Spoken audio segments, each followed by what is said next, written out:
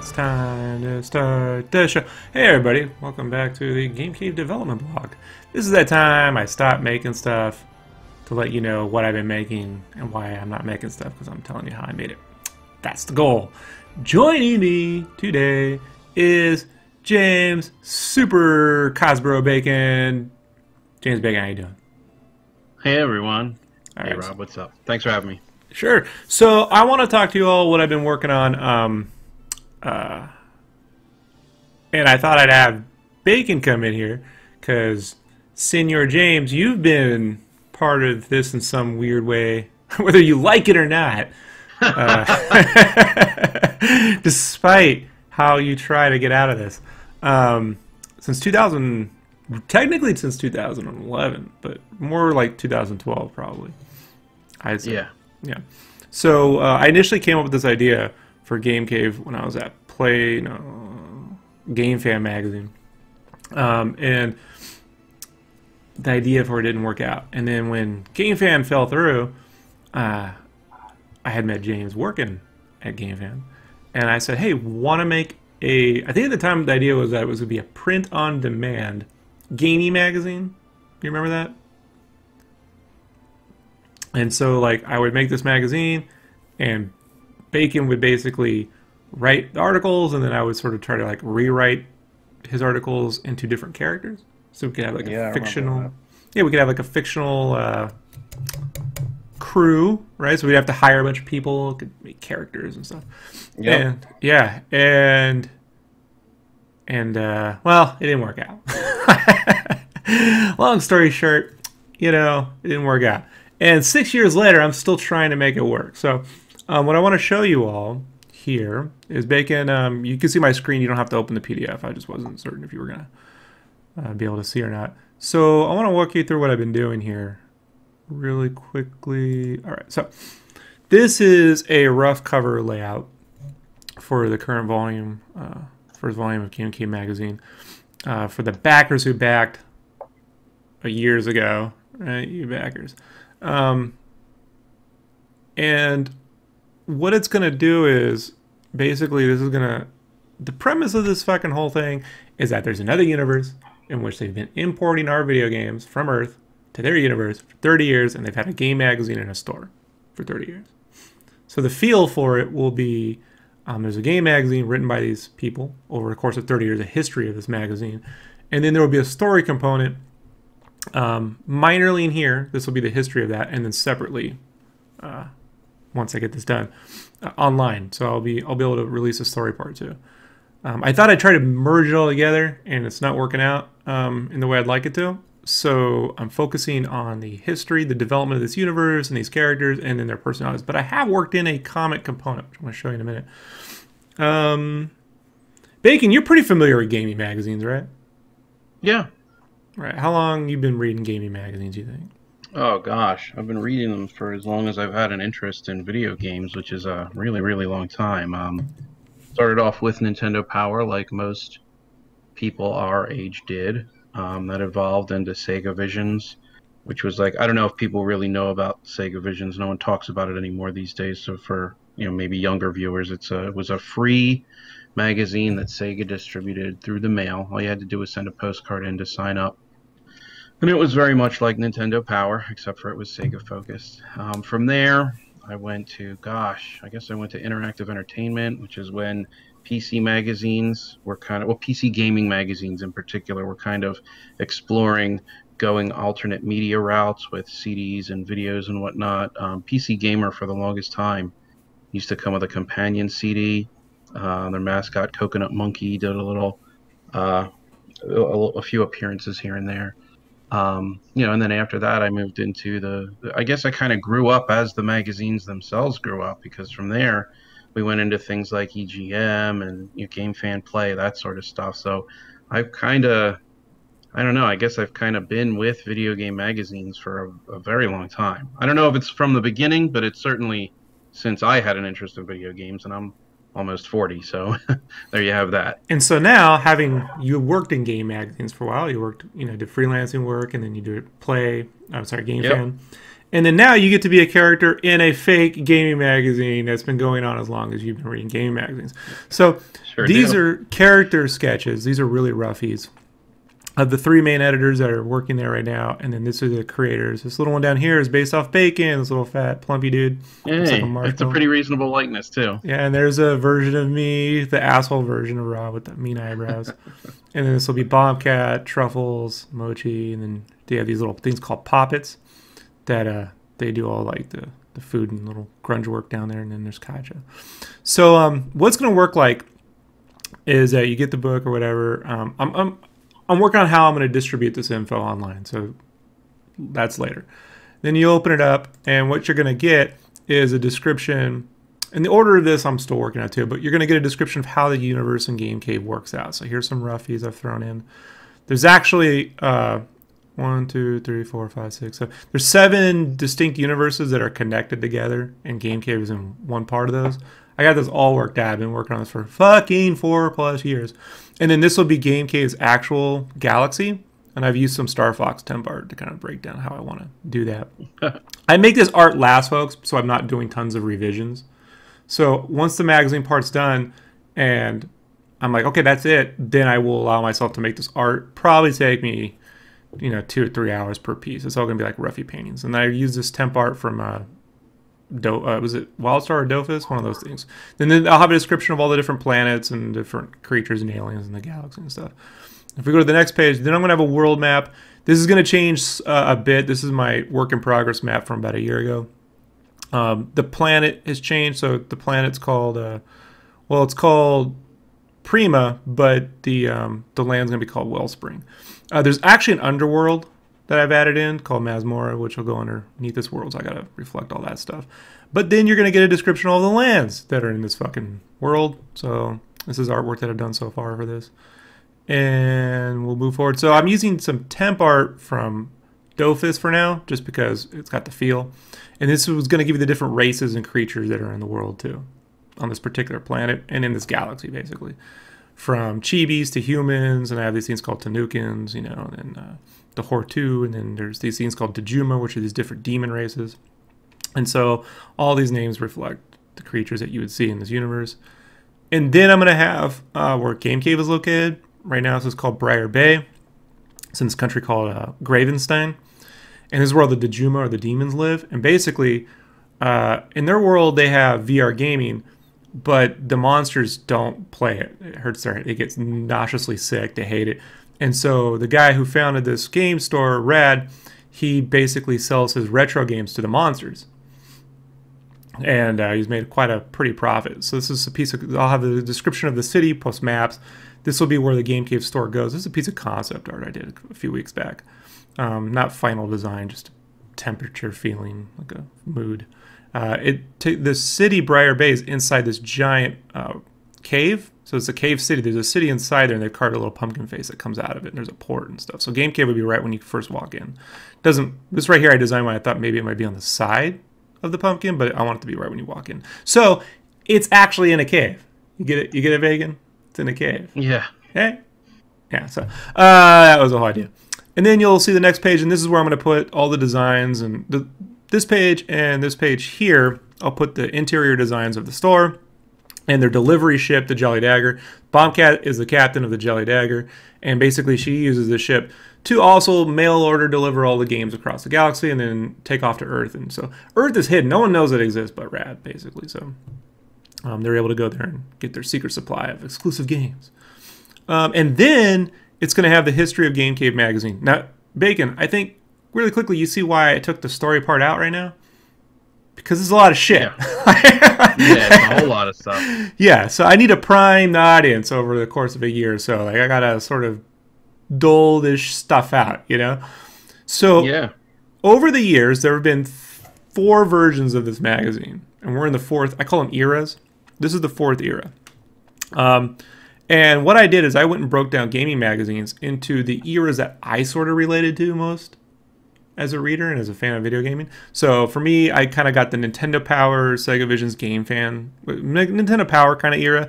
And then there's the Game Fan, mid-90s era, / Gamers Republic, if you know what Gamers Republic was, which I will show you in a minute. And then the Play magazine, the modern, sort of clean, big screens, minimal interface era.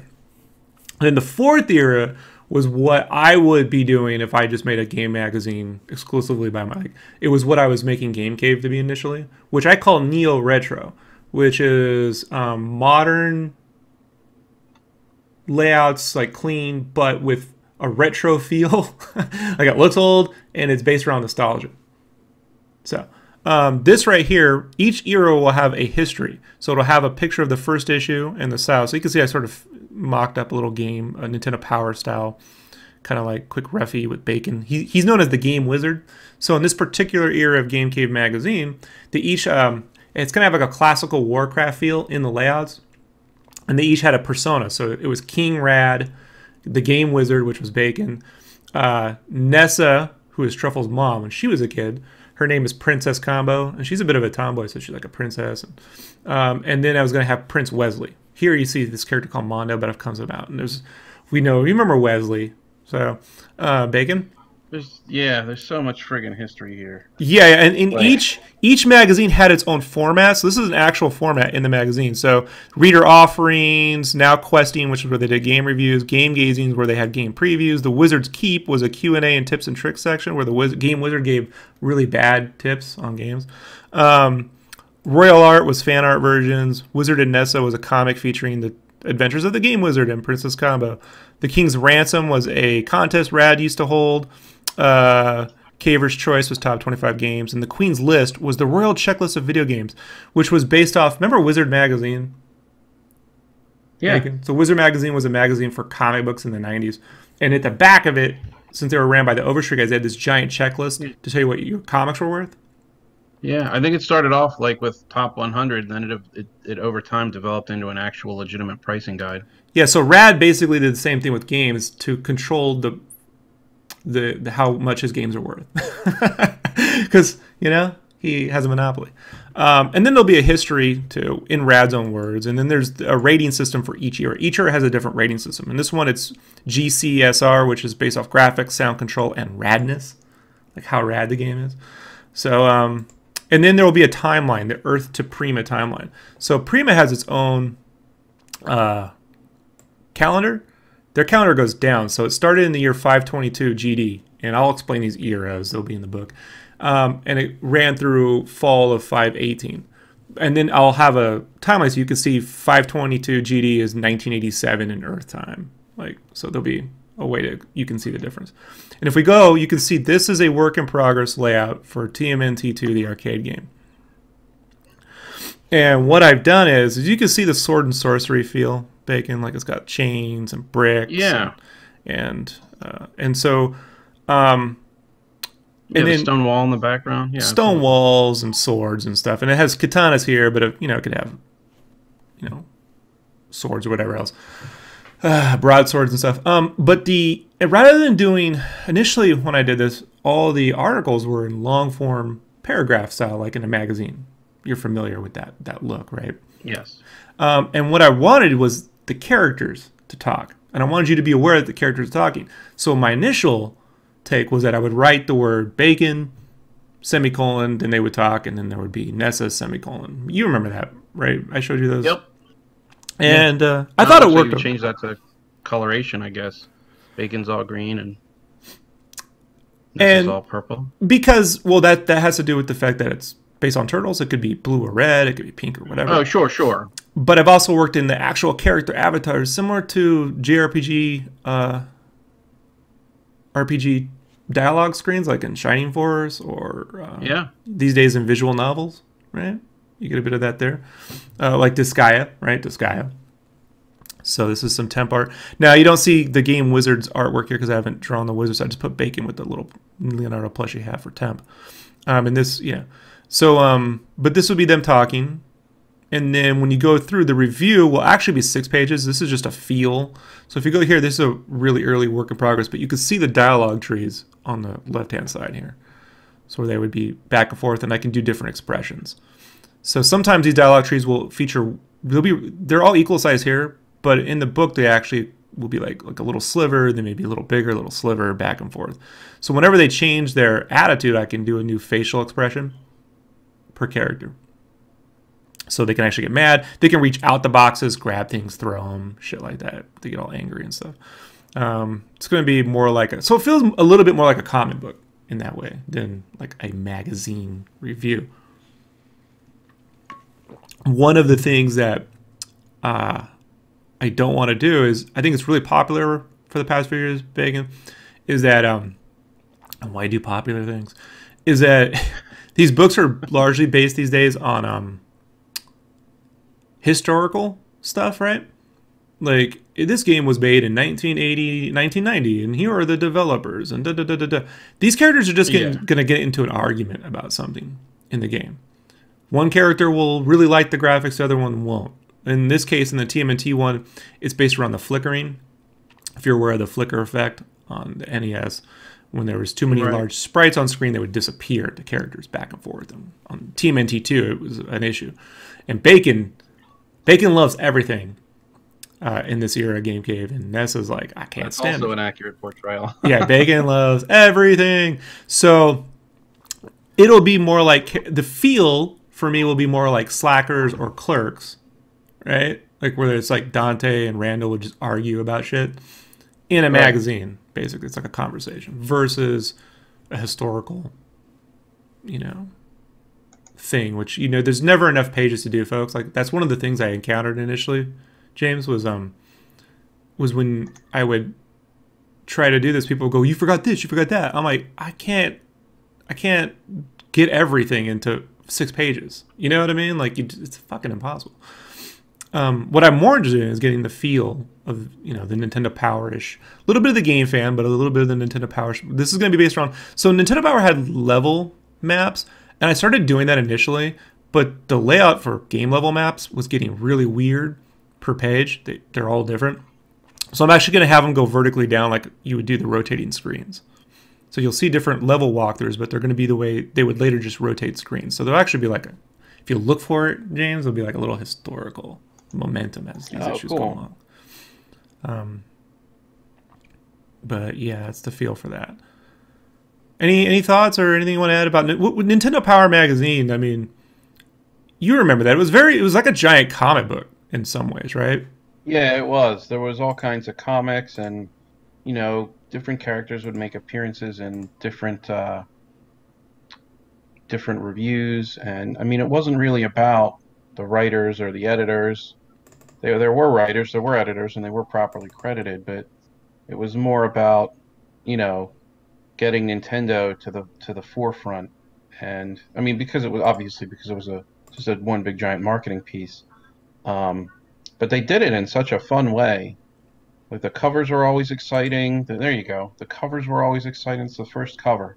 I remember seeing that thing the first time and coming out of my mailbox. They actually ended up sending me 2. They sent me 2 copies of issue 1, and I gave one to, I think it was a friend or a brother or something, but that cover with the clay just made me so excited. It was one of my favorite parts of the magazine. And this is even after having, you know, rifled through it a bunch of times and reading every word back to front. The cover was always what stood out in my mind as just the funnest part of the magazine, and I wanted a subscription after that. But it was cool seeing these characters rendered 3-dimensionally. I mean, it was clay, but but they were 3-dimensional, which was like way different, right? Yeah. And then there were the maps with the different, like, I don't even know really how to describe it all that well. It was like, I could show people because like, I got blurbs. Yeah, please do. So, it'll be better than me trying to sit here fumble over my fucking words. No, you can describe it. So you here. But I remember there being like huge pull-out maps depending on what games were coming out in what month. I remember there was a huge spread on Castlevania 2 Simon's Quest. Not the best game, but man, the maps that they did and the level breaks. Just look at like this right here with Super Mario. It looks like Super Mario 2. All of the level layouts and the different, the drawings of Mario with the Shy Guys, and they did the same thing for Simon's Quest. And I don't know why that one stuck with me all these many years, but they did. Well, let's take a look at it. Let's take a look at some. Yeah, okay. So, for me, they did so many different drawings of just the enemies and the weapons and the power-ups. It was, and they did the level breakdown, but it was just so interesting to see. Oh, hey, look, you even have it. Holy crap! I got them all. I got my research, bro. So yeah, this is the Simon's Quest layout. Yeah, man, it's just. So the reason why I haven't recreated this verbatim are twofold. One, I don't have enough space.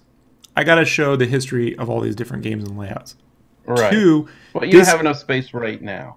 Two, it takes an incredibly long time to do this, and I'm always going to get it wrong. Somewhere I'm going to get a bit of it wrong. So what I've decided to do is I also wanted to throw in my own take on it. So one of the things I loved about Game Fan later on was they would rotate screens. And so I thought, well, what if I did a layout like that, but with these maps? So I can try to piece together like quick walkthroughs. So I can get this essence of a game review. And I always feel like Rad would be a guy who would, the magazine would have like a quicker walkthrough. But if you wanted the in-depth shit, he'd probably like sell a specific guide in store and overcharge for shit like that. So, there's I can always find a way around it. But you can see like with every game it's different because of the shape of the maps. And I need to keep these layouts. I'm not gonna say similar, but easy for. I do everything myself, folks. This isn't one guy making this whole Nintendo Power magazine. These are groups of people. Yep. So and all the drawings, it's like it's so incredible that they would just say, okay, well, RC Pro-Am, we don't really have a lot of screenshots, so we need you to draw the map. The guy would go and draw the map. Go 13. Wow. Yeah, I got them all, Bacon. I got them all. Wow, this is why I had you here, because you're gonna go right through the history. Yeah, dude, this is like a mind blow right now. Blaster Master. Yeah. Which I think is probably planned to be in GameCave. At least I remember discussing it with you. Yeah, we'll take a look at it in a minute. So, Nintendo Power actually started out as a Nintendo fan club. And here is what, there was the Fun Club newsletter. This came from Retro Mags. They scanned these in a while back. So you can see this is what people used to get. And they gave the first issue to the people who subscribed. Nintendo Power. So basically they had like this mailing list.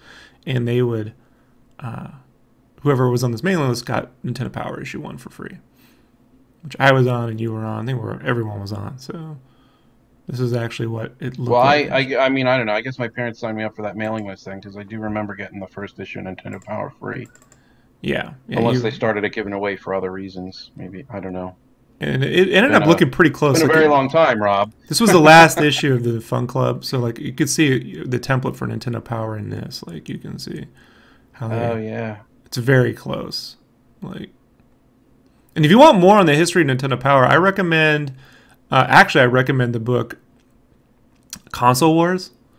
And they get in deep a little bit on, like, how that came about and who was in charge of it and everything. And so, look at these kids. Look at these kids. It's funny. All right, so moving right along. So you could start to get the Nintendo Power feel from here. Gameplay, the character descriptions. Everything that I have to make certain that every element I use that features characters and stuff like that has to be drawn by me. Even moving forward, and we'll see as we move forward. It's kind of an issue of mine. So then we'll get into the description of Era 2. I just used, for the sake, I have all this written out separately, but for the sake of mocking this up, this is the information from Era 1. But this is all worked out. I just haven't plugged it in yet. My goal with this was to build a visual feel for what this is going to look like. The closer I can see this, I can feel this, and it looks the way I want it to from a higher up, I don't know. I feel like an eagle looking down over the horizon. Does that make sense? Like I kind of want to look over. Yeah. I want to get the feel. Yeah, it's a 10,000 foot view. Yeah. I see what you're doing. Yeah. So and then this will be, so this has the Era 1 is designated by the color red. It's a reddish pinkish color, And then Era 2 will be designated by blue. And then this is a actual layout from Gamers Republic magazine that I just recolored and put in over the character boxes to figure out how to do non-linear box dialogue. Because one thing in GameFan and Gamers Republic was that the dialogue boxes, or the articles, sorry, would kind of go all over the place. They weren't uniform. They're kind of scatterbrained. And it was kind of hard to read sometimes. But so here I wanted that, was it possible to get two characters with these dialogue boxes where I can do that?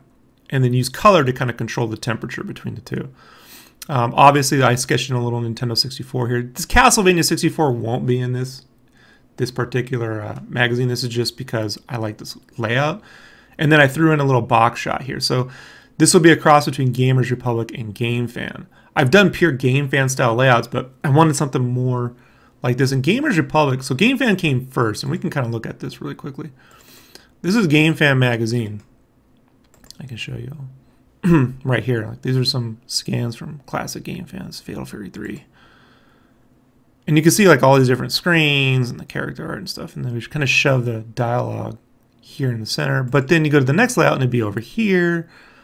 And then you can get that sometimes over here. And rotated screens and dialogues down there. Textured backgrounds and stuff like that. That's GameFan. And then Gamers Republic. One second, folks. Sorry. So Gamers Republic came out when Dave Halverson sold GameFan. He's the creator of GameFan magazine. He sold GameFan and then went and did another magazine called Gamers Republic, which the design came out the UK, but was written here in the States. And so you can sort of see it's like a cleaner version of GameFan in a way, but look at all that text, and it's got all these crazy techno. Those are pictures of Dave and his wife Julie. So I got them all. I got Dave in his crazy outfits, right? Dave had the greatest outfits. Look at that, hammer pants and striped socks. And good lord, Dave Halverson, and we know Dave quite well. Indeed, we do. So let me make certain I can get some more reference for that. And it's important to show you guys this because here we go.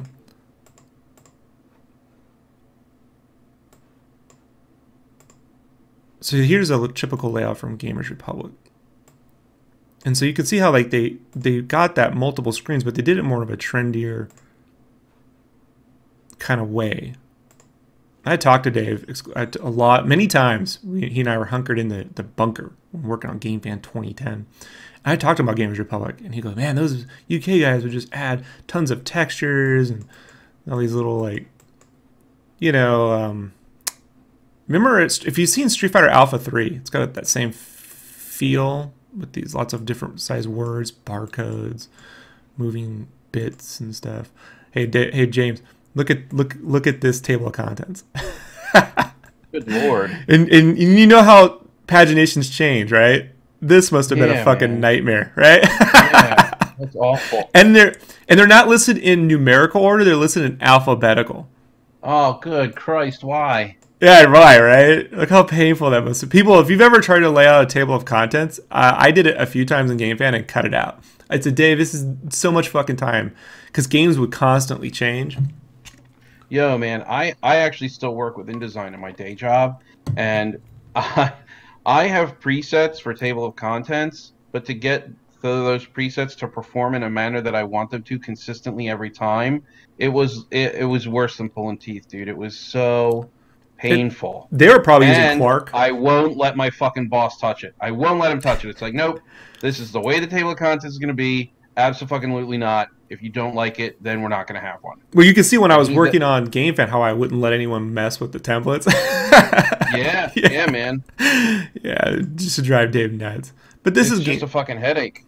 So I wanted this techie 90s feel, but I also put in some of this GameFan. So in a way, GameCave Era 1 will be Nintendo Power with a little bit of GameFan, and then Era 2 will be a little bit of GameFan with Gamers Republic. Does that make sense? Yeah. I have done a Gamers Republic style layout from scratch on my own, just featuring a game that's not in this particular issue. But I can show you guys all really quickly. If I go back to 2017 GCM King of Fighters, I did this layout here. So I can do it, creating all these textures and stuff, and it didn't take me that long to figure out how to do. It's loading up, folks. Okay. So here we go. Here is an actual King of Fighters layout that I made from scratch based off an EverQuest Gamers Republic layout that they initially did. And that EverQuest style layout I broke down. If I go into... I probably saved those under... I should have had this already set up. But old templates... oh, there we go. Old templates, gamers... Oh, I didn't... Oh, there it is. GamerPub. So this is what I tend to do when I start out. All my templates actually start out like this because they can be reskinned. So here. Broken all these textures down individually. I even recreated the EverQuest. And if we show, I can bring this up. That's Camino. There's the EverQuest layout. So you can see that's an actual layout from Gamers Republic magazine featuring the game EverQuest when it first came out. It was a preview of it. And then I converted that to King of Fighters. Wow. The only difference would be moving forward, these would have to be either in-game models, or if they're going to be artwork, then I'd have to redraw it. Because I'm not going to put in other people's, like other companies' art and get fucking... It's the artwork that they'll get you on, bro. Probably liability waiting to happen. Yeah, so that's going to be the feel for Era 2, right? So more non-linear conversations over these crazier layouts and stuff. Era 3 will be designated by the color green, and this is going to feature Play Magazine style layouts. And if you kind of look, it goes from Nintendo Power, which has this cartoony, you know, walking through the game, level maps. Game Fan was like painting, and Gamers Republic were like painting with screens, right? Where you kind of show the cinematics, and you're using these kind of high-tech textures, and you're kind of using screens to kind of paint the tempo. Play Magazine was about minimalizing these layouts and very big screenshots. And so this is based off a Play Magazine layout. I cannot remember what game for back in the day. And so this actually will be in, a version of this will be in the actual issue that ships. So JoJo's Bizarre Adventure. And so what I've done here is I've also minimalized the dialogue boxes so they're one color, there's no gradients. And the dialogue boxes are yellow and purple, and then purple and yellow, so they'll like invert. And you can see here is a play style layout really quickly. And I just threw these dialog boxes over my initial layout because I hadn't planned on how to do that. But, well, it works good. Oh, thank you. So you can see it going from this to this. And I don't know, man. Like I wanted to, and there'll be different editors. So in this, in Era 2 of GameCave, Game Fan had a character called Monitor. TV screen. So I got this character called Kill Screen and Monitoid, and so GameCave had an online store in this virtual. There was a virtual online world that went crazy. Obviously, tried to kill everybody, and their robots were responsible for it. So in Era 3, Rad sort of simplifies the store back down. He's got some new editors. One of them is called Captain Smithy. Shane. It's Seamus and Captain Smithy. It's a Tanukin. And they like retro older games, like arcade older games, PC gaming. The things Rad tends to just cover console games. So they like some of the more alternative stuff. And they used to get into fights with Rad over control of the magazine.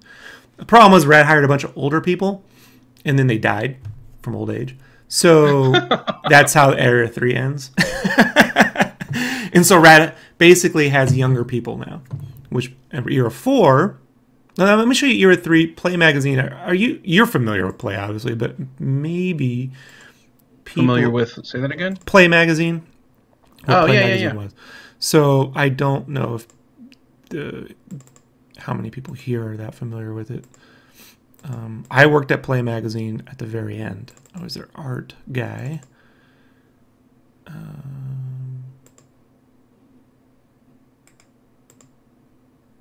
No, that's not it. Why is the play... I goofed that up, didn't I? Okay.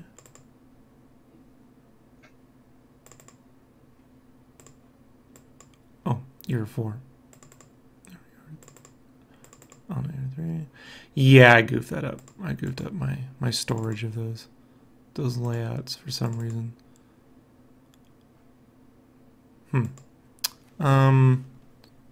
Okay, so I don't have a ton of those.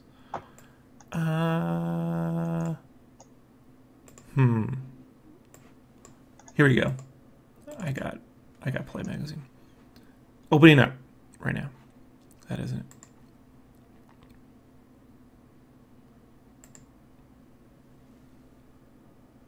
So this is Play Magazine from December 2002, the Metroid Prime issue with the Ashley Wood art cover. So Dave would always do artistic drawn covers. So there'll be a version of this cover in, not this. Yeah, actually it is a Metroid cover. It's a Metroid or Sonic cover, I can't remember. But you can see if we scroll through here, like look how minimal it's gotten. Like this, there's Dave. Look at, he's all trendy with the glasses and shit. So he's gone from Gamers Republic to this minimalized look. And I didn't know I was like reading Dave Halverson magazines. It just, I'd go to get a new magazine and there would be this new thing because they were constantly shifting. And it just turns out Dave had to be, you know, like visually they always stood out to me. And I remember reading Play going, I wonder what it'd be, how do you get a job working here? And then somehow I ended up at Play Magazine. It was really weird. But this is a layout for Metroid Prime. I mean, look at how minimal this is compared to Gamers Republic or Game. Oh, yeah. You know? With giant pieces of concept art and stuff like that. So I'll have that's an ad, that's an ad. And then these are like previews right here. So you can see how minimal this has gotten. Same thing will happen at GameCave. And so then what happens is, okay, so everyone dies, and Rad's like, I gotta get a young crew. So he hires a lot of Dejuma monsters, and he hires some young people, Truffles and Bombcat. Bombcat's his new delivery girl because Rad doesn't want to do it anymore. It's dangerous out in space, folks. There's space pirates and shit, and Rad, he doesn't want to do it anymore. So he just wants to be, he wants to hand the magazine off. He wants to retire by this era, which is when I met Dave. Dave was ready to retire, you know? And so he wants to hand the magazine off. And so this will be designated by a yellow era. And this is what I'm calling Neo Retro. And this is a Blaster Master layout that I initially done back in 2012. Oh. Yeah, and you can see how it has. I didn't even know that we were going to get to this. I wouldn't have brought it up otherwise. But you can see how I've gone in. It's got that cleaner look of the Play stuff, but with Game Fan and kind of like Nintendo Power-ish layouts, but clean. And I've really pared down, like all the dialogue boxes, the characters aren't in full color anymore. They've been separated into 2 or 3 colors, minimalized, limited color palettes. And it'll have like the nostalgia. I'll draw like here I got controllers and games. I'll draw all along here. And this is older artwork, but yeah. And so it'll be based around. Do they have scan lines, or am I not? I added scan lines in, yeah. Yeah, it looks really great. It looks like they're right off of a Game Boy screen or something. I mean, they're not pea green, but they look great. Yeah, and I will actually change the colors. So you can see here, I've changed the color palettes to look limited. Like, yeah, okay. Yeah, that's not how the game looks, but I just change it. So because I want the design of each thing to look differently. So it's like looking through the past with rose-colored eyes, right? Like it looked cooler. And even the newer games they cover, like there'll be a whole breakdown on Smash Brothers. Will have CRT scans and limited color palettes and everything else. Like it will still have the same feel, regardless of how newer the game is. So I tried. So this look came around 2012. I will show you. Now this is Bacon. This is one of the reasons why I asked you to be here. This was the initial development I did for GameCave back in 2012. So this Yeah, was a I remember that. cover mock-up. And then decided I was building this website, and this is where I came up with this neo-retro look. This is the first time when I designed Yeah, I remember all of this. Yeah. And so when like looking back at like what would be the feel modern retro games for modern GameCave was cream, and this was an actual layout I did for GameFan that you wrote. You wrote and interviewed these guys. Yeah. For Jamestown. And this was my crazy production schedule. I was like, that'll never work. But here was an initial website layout for GameCave featuring this kind of layout. And then this was a mock-up I did using a GameFan 2010. Now, I thought maybe I could go to this, but you can see this really just feels like GameFan. You know? Yeah. It doesn't have a retro feel at all. This is what I was doing at GameFan 2010 with you. But when I went and made, let me show you specifically this, I was like, what if the magazine just looked like this? And in this era. With these limited color palettes and stuff. Yeah, I think this was like the last, this was the final layout for this site that never got built. And I was like, well, that was my initial idea in 2012, so that's what the magazine would look like in its fourth era. That was my vision. This is one of the first pieces of art I ever did of Bombcat when she was like an older, hotter chick. Now she's younger and a little less, she's a little bit more in your face. But yeah, this is what I was going to make, and so now that's the fourth era of GameFan. Yeah.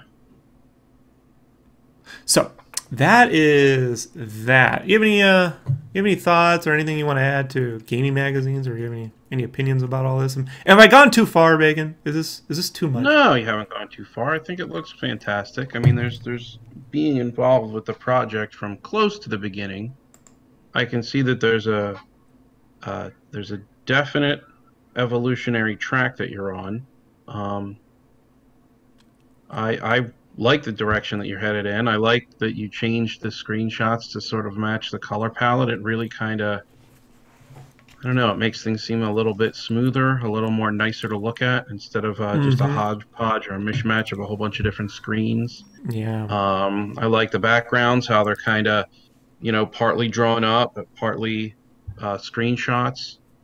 I mean, I've always loved your work, so this is really probably nothing new for you to hear from me. Well, no, I'm not looking for. Well, I think like it. One of the complaints I used to get when I was making GameFan in 2010, and believe me, I got a lot of shit on the internet for a multitude of reasons. Everyone does, man. It's GameFan. I got over it, bro. I was like, oh, this is part of the deal now. This is life. I can accept this. Yep. But one of the things was people would say, I can't believe you're using rotated screenshots or screenshot borders, or you're doing this. So what I wanted to do was to have a way to not be tied like, oh no, I got that clean shit as well. Oh wait, you like the rotated stuff? Oh, I got that as well. Oh, you like the level map older Nintendo stuff? I got that as well. They can't say it's any one thing. They can't complain on any. Yeah. And that's kind of always been your brilliance, is that you will genuinely take criticism and turn it into you won't only cater to the criticism, but you'll turn it into a strength. So yeah, I totally get what you're doing, and I really like it. I can't wait I can't wait to see it. Thank you. Yeah, the screen coloring changes was something Dave was always like, you can never change the screens. They won't let you. People. And so I was like, well, that's the first thing I'm going to do. Like, you know what I mean? It's not a real magazine. It is and is. I mean, you know, there is something else I'm working on, folks. There is something else I'm working on with GameCave. And I've hesitated whether I should mention it. But I figure if you stuck around the cast this long, why not, right? Why not? I am right now, and I'll have an addendum to this, either to this episode or later. I am currently in, and have been, instead of putting the story into like a comic book form, I have been working on a visual novel format for GameCave. This is a mock-up screen. Right now, all these are being wired up in program. I got a programmer, And so I will be able to go to, we will be able to go to the GameCave store.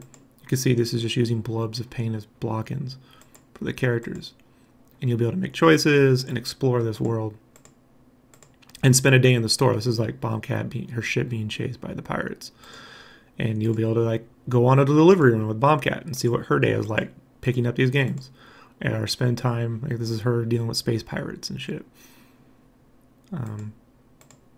And so you'll be able to go into the store and deal with Truffles having to argue with customers, you know, and then what they do in their free time.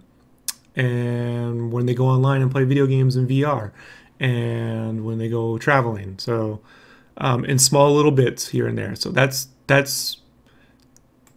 I considered this magazine component a webcomic, and the visual novel, the actual, you know, like a game in a way, but not really.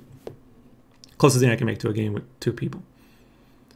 So that is the second phase of GameCave. But I got to get this to the backers first. So you guys know too, really quickly, this is temp cover art. When this will go to the backers and eventually to, you know, when I re-kickstart it. But I will end up having a preview, since this whole initial idea was based off the Nintendo Power Player's Guide, which was this original strategy guide that Nintendo had put out before Nintendo Power had come out. I did a... Okay, that's not it. It's this one? No. Oh, it's at the bottom. What? I did it. Where's it? Where is the... Oh, you little bastards. Cover 3. There it is.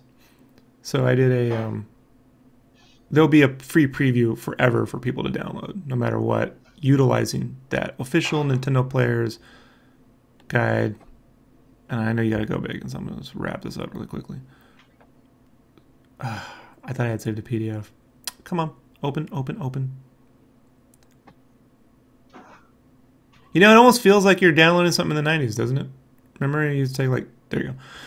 So this is a minimalized cover, but I figured backers wouldn't really like this. This is based off the original Nintendo Power's Player's Guide cover. If you remember, that's what this looked like. And I actually own this. Wow. I actually own this bacon. Check this out. 1 second. Let me go grab it.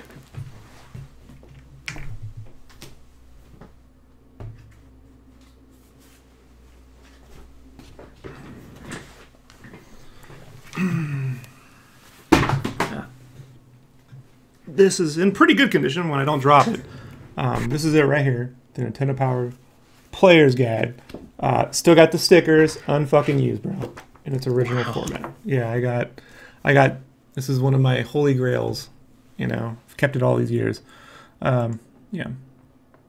And so when I do put a free preview of this up, I'm explaining the world and everything else. That'll be the cover art for that. You can sort of see. It's a little inside nod, right? Yeah. Inside nod to the history of gaming through a fictional game magazine that has taken how many fucking years just to get started. Hardest part about all this bacon is just making decisions. You know, it's making decisions and making certain that this is. I told people I'm only going to do this once. This inventing things. You know, yeah. This is it. This is it, folks. I don't really care how successful it is financially. This is all I'm making. You know, but it's a universe, and we're gonna go there. And the game magazine is just one part. But I figure if people don't like to read game magazines, it's gonna read more like a comic book anyway. You know, so it's not gonna be intimidating. Or you can just stare at all the pretty screens. So it's about that. That's it, Bacon. That's all I have to say. That's it. It's coming together.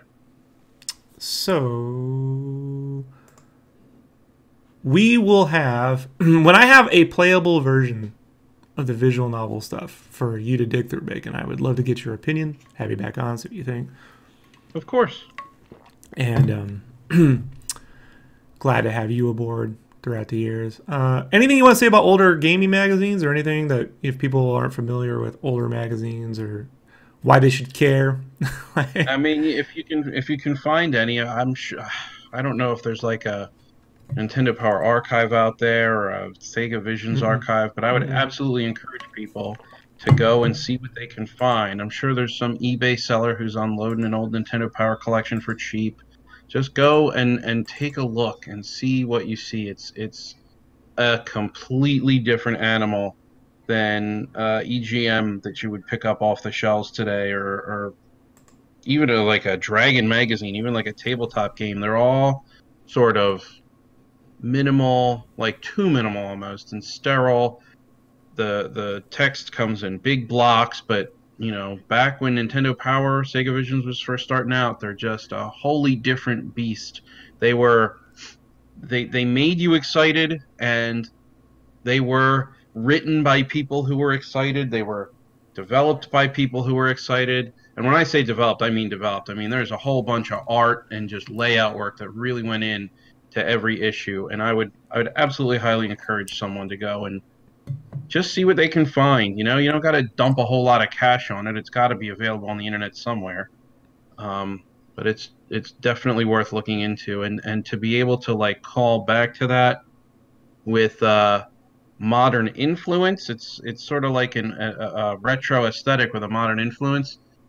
I think is it's, first of all, it looks great. Second of all, it really engages my nostalgia muscles. Um, I just The trick isn't to do things for nostalgia's sake, right? Like no. I totally get that. That's not the goal. The goal is not nostalgia, but it's definitely a happy side effect. yeah, and I think the thing that I want to do is I want a universe in which a game magazine won.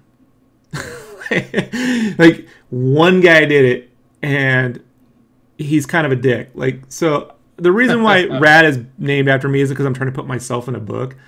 Is that one? You and me were trying to make GameCave as a legitimate magazine, so it makes Yeah. sense.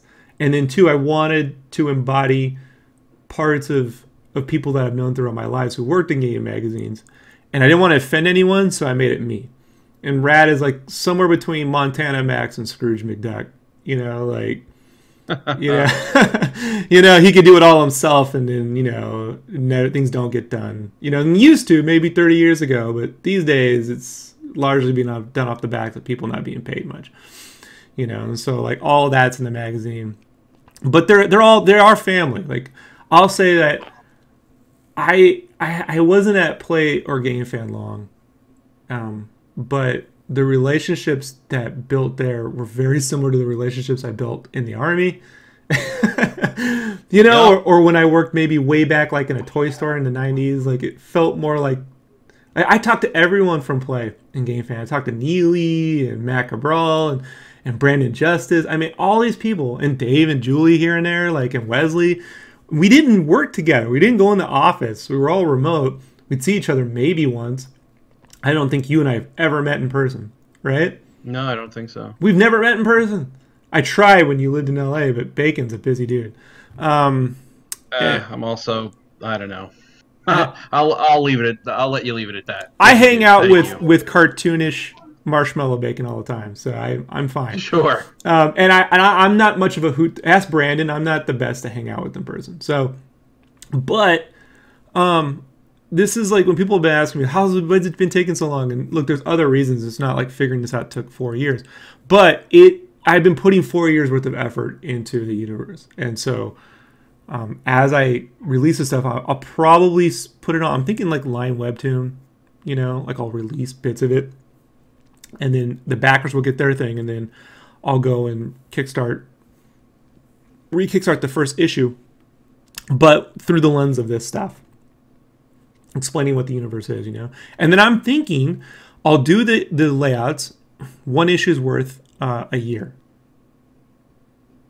Like 97. It's 116 pages. If you add in backers and one extra game review, it's 132 pages. So it's 116 pages. So 116 to 132 pages every 12 to 18 months, give or take, how many Kickstarters. Or if I can do a Patreon where people could say they put their money in, and when there's enough pages put together every year, they would get one shipped to them. Patreon works a little differently. That's a really good idea. I like the Patreon idea. A lot of people seem to, but by the time I'm ready to ship, maybe Patreon won't work. So it's hard to say, right? Like, it's hard to say. Yeah. Hard to say, man. What I can't do and what I'm not going to do is attempt to make a little piece of it every month. Like, I gotta pay for shit. Like, these things don't make a lot of money. Right. And I want the story stuff to be a bigger bit of the focus. But all these assets that I've made for the magazine will work into the visual novel. All these poses, all these things get plugged into there. So all the designs for GameCave get plugged into. So I'm not making dual assets and shit like that. But anyways, Bacon, I really appreciate you hanging out with me and talking some game magazine stuff. Sure, man. Are you on Twitch or anything? Are you playing games? Or are you bugging anybody with stuff? Or I'm playing a lot of Monster Hunter. I just got GB's Dragon Ball Fighters. So I've been playing that. I think I'm probably going to pick up the new In Birth because I want to play it a little bit so that I know what I'm watching when Evo comes around. Other than that, that's really all I've been doing. WoW, I guess I've gone back to WoW, but not like super hard. Just every once in a while, I'll log in a couple times a week. That's it. Awesome. Yeah, I'm in a little bit of a lull right now because I've been in work mode. But I finally got my GameFly arrived with the Battlefield game, so it's World War I, so I'll give that a shot. And it's great. I think you'll like it. It's really good. You know, I'm not a first-person shooter guy, but World War I, I'm a sucker for. So, yeah, I'm looking forward to that. And I'm really looking forward to, I think it's this week it releases. You know, the guys who made Faster Than Light have a new isometric tactics game coming out. No, I didn't know that. Okay. What's it called? I can remember the name. It's got these modern these games. Their names are so simplistic. You know, like they don't stick in my head. Well, I'll look it up. I mean, I have FTL in my library. I'll just go to the publisher page or the developer page. It's isometric, pixels, has a little bit of that Wasteland meets StarCraft feel, and it's tactics based, like Advanced Wars or Tactics, and it's pretty dope, dude. So I'm really looking forward to playing that. Right now, that's what's first on my list right now. As I continue to play through Mario Odyssey and Breath of the Wild, which I probably will never beat. So that's how it works. All right, everybody. Thank you for hanging out with me, Bacon. Thank you for hanging out, and I'll be back soon with more GameCave development. All right, peace, everybody.